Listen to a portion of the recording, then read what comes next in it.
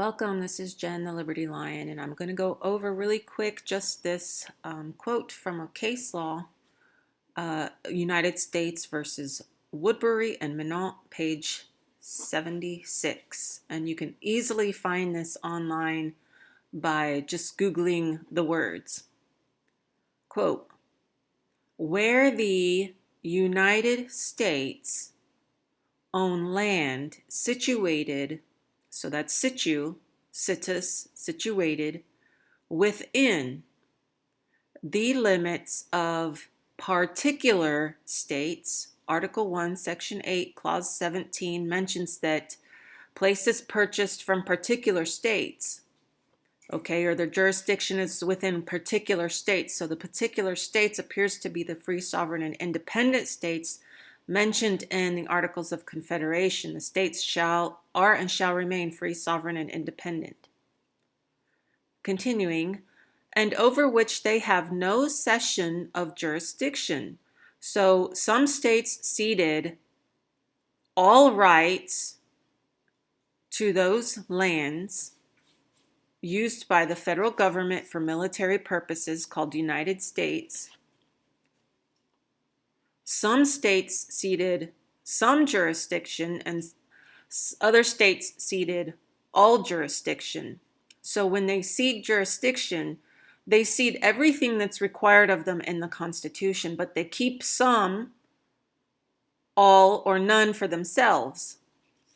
So which they have no cession of jurisdiction. So where the United States owns land situated within the limits of particular states and over which they have no cession of jurisdiction for objects either special or general, little doubt exists that the rights and remedies in relation to it are usually the same as apply to other landholders within the states, meaning that without complete cession of jurisdiction or some cession of jurisdiction, there is no extra rights that the government has over those places.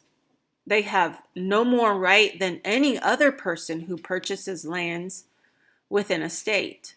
They have to have the cession of jurisdiction, and this is also in the various laws written by the United States that they have to receive cession of jurisdiction.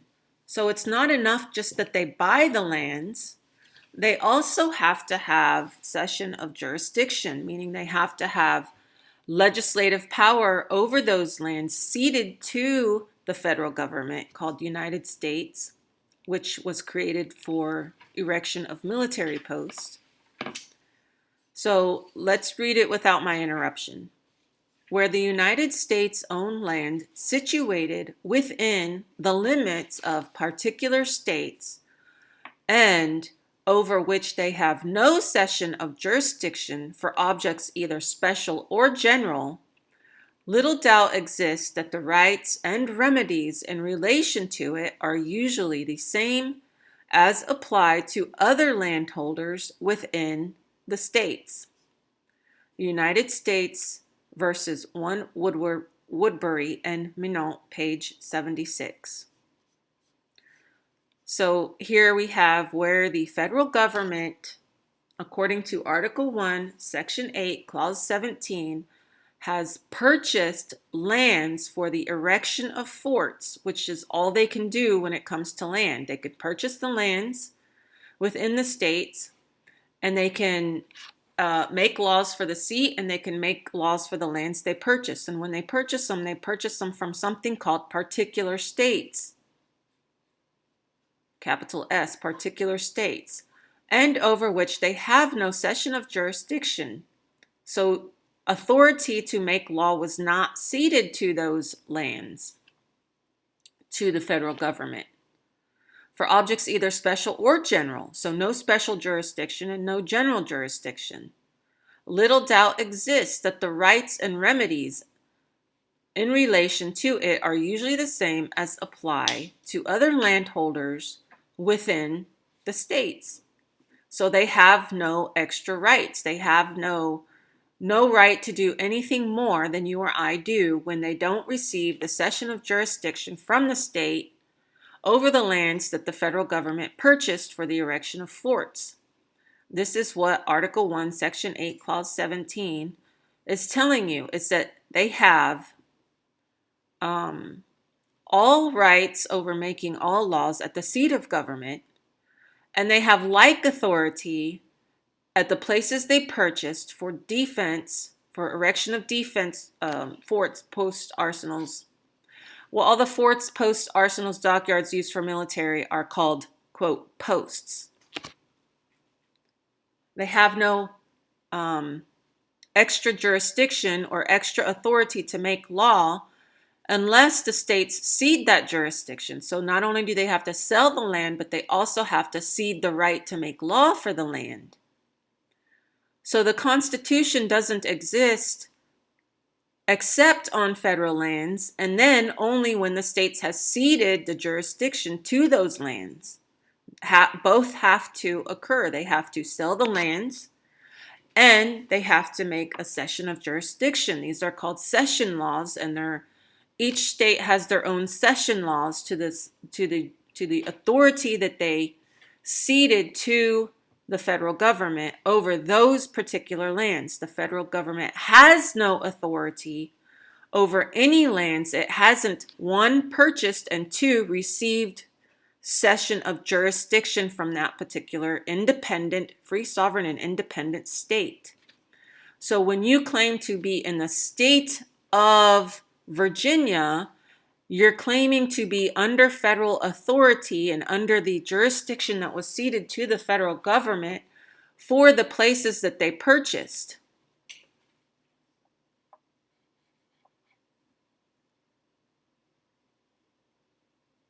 Everything else appears to just be a contract with one of its instrumentalities, such as the Federal Reserve Bank.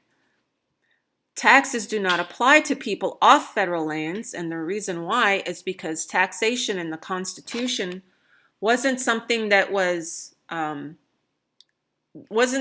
took place off federal lands, and was not something that every single person in America was deemed to pay, considering not all states ceded all jurisdiction to the federal people on the federal lands. So then that would say that not all people who work for the federal government inside a state owes a federal tax. I guess that's debatable. But certainly the people not on federal government and not federal citizens cannot possibly own a tax if they live in the particular state or the independent state.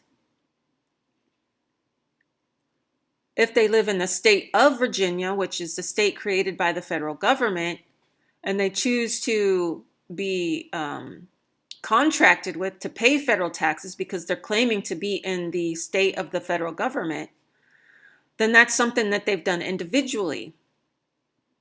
You can also do this with your land. You can go and take your title and place it into a court or a tax office, a county clerk, and have them oversee your rights to your land. And that's an individual contract that you do individually. But we all do it because we believe that's what we're supposed to do.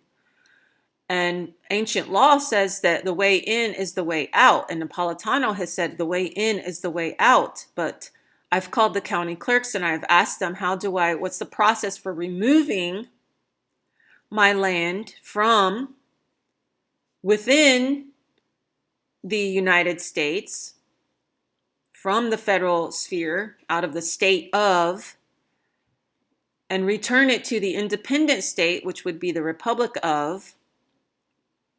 And they say that there's no way for them to do it because there's no statute that allows it. I beg to differ. I believe there is, but they misapply it. They apply it as if it only is for the private property that's brought into the federal sphere that actually belongs on a federal post. So there are some people who own private property that when the property was purchased by the federal government, they were among those lands. Their property was situated within those lands. So you have lands within lands within lands. that's a little bit more complicated, and I can get into that in another video, but for this, I kind of want to keep this a little bit simple.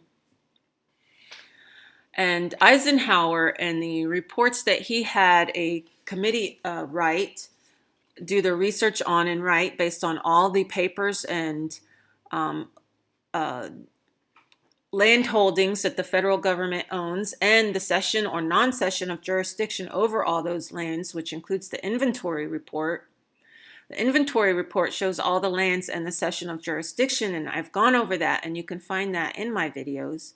And it says which types of cession of jurisdictions there are, which there are, I believe, 5. So when a person goes to the office, to the clerk's office, the county clerk, the state of, or this state, and they register their property, they register whatever it is they're registering, their vehicle, their child's birth certificate, any kind of a will, they're registering it with the federal government, and they become situated within the lands that the federal government has purchased and come under the laws of Washington, D.C. Whereas what they really want to do is they want to register or not register or be a part of the republic or commonwealth or whatever it is your state is without the federal government. Some states are just called like Virginia, Tennessee, North Carolina. If you look on a map, that's what they're called. When it has state of in front of it, it changes it into a legal entity, a government type situation or some other kind of construct. But you want to be under the construct that was created by the people who created the state originally, the independent state. So if you have any questions about this, this little case law here, and it is sometimes difficult to find because they don't want to make anything against them easy for people to find. But yeah, so this can be found, you can find it online, you can find it in some of the books, the appendix or index to case laws, but it's going to be, if anybody actually finds the actual case law, that'd be cool. I'd like to see it. I've seen it in this, I think the Supreme Court case, a book on the cases as an index. Okay, so it is out there and it is part of the case law within the sphere of the federal government, and it's telling you that the federal government has limited power. Its power is limited to the federal lands, and then it's further limited by what the independent state, the free, sovereign, and independent state has allowed, depending on what jurisdiction, what power to make law they ceded to the federal government and which they retained for themselves. With that, like, share, and subscribe, and have a great day.